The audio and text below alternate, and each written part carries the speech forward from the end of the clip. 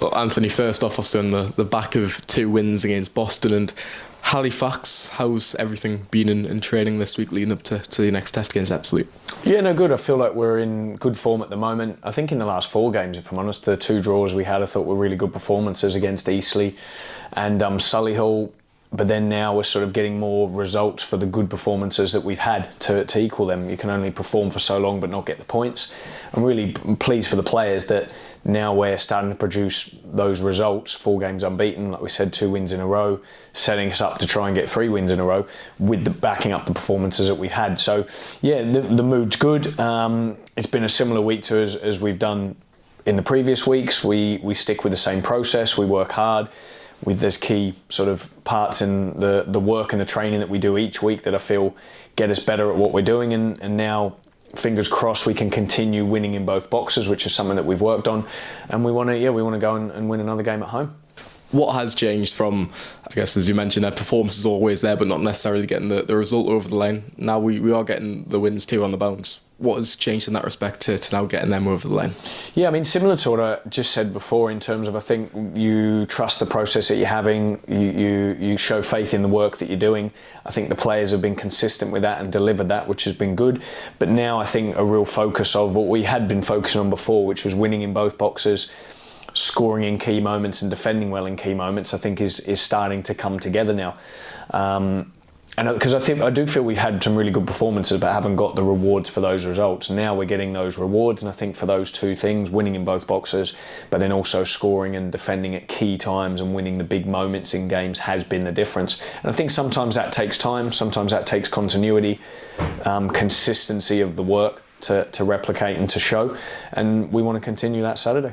Yeah, there's been a consistent theme, I guess, with sort of team selection and that side of things. I know early on in the season, a lot of obviously changes and whatnot with injured personnel, suspended, whatever. Are you happy with the identity of the team in terms of tactics and also shape and personnel at the minute? Yeah, I mean, we went through a period there where we had a settled team.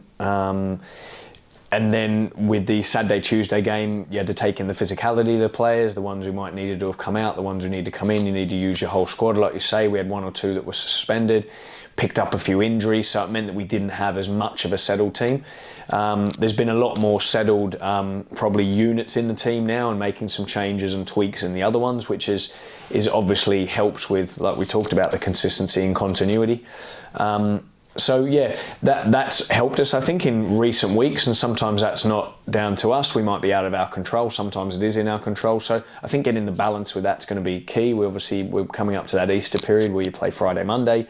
But to be able to have the 1-game weeks means that we can do the work during the week, and it definitely makes it easier from a coaching point of view.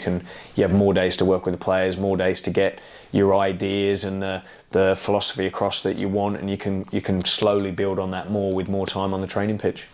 Just on these 6 games remaining of the season, have you set an overriding sort of challenge to the players? As very much just taking 1 game at a time and building off recent form? Yeah, look, it is a boring answer, but it is just 1 game at a time at the moment.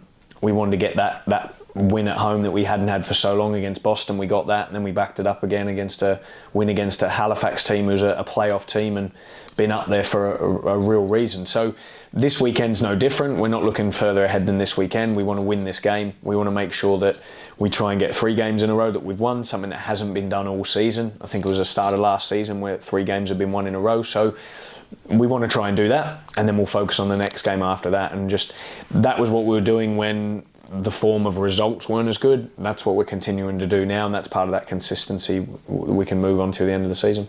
How do you look at the Saturday's game against Ebbsfleet? Obviously a team down there on the table, but on the other side of things, unbeaten against, I guess, 3 decent sides in the league over recent weeks. Yeah, I think it's going to be a really tricky game. I've got a lot of respect for their manager, Josh Wright. I went and watched his first game actually against Aldershot when he took over earlier in the season. You could see how much of a hard-working team they were, how organised they were, good values, ran, really playing for the manager, you could say. So I think I've got a lot of respect for him and what he's doing there. He's brought a bit of a feel-good factor back there. They had a good game against Altrincham. I thought they should have won. I thought they were the better team. They also could have lost at 2-2. Altrincham had a couple of chances, but I think they were the better side actually there. So when you look at that, they should have won against a playoff team. They had a high-scoring draw against Aldershot.